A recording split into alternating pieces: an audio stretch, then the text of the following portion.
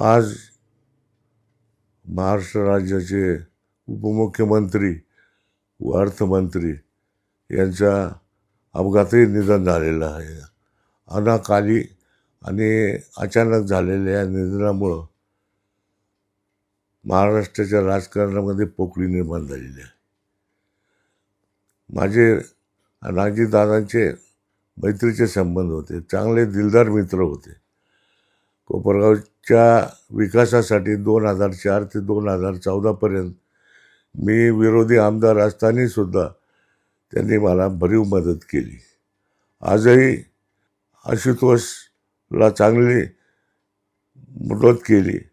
त्यांना मोठा विशेष आपुलकी आणि जिव्हाळा होता. आशुतोषने त्याच्या राजकीय जीवनातला गॉडफादर गमावला असं मी मानतो. या दुःखामध्ये सुनेत्राताई पवार, पार्थ आणि अजय पवार यांच्या दुःखामध्ये आम्ही काळे कुटुंबीय कोपरगाव तालुक्यातील राष्ट्रवादी काँग्रेस पार्टीचे कार्यकर्ते समदुःखी आहे.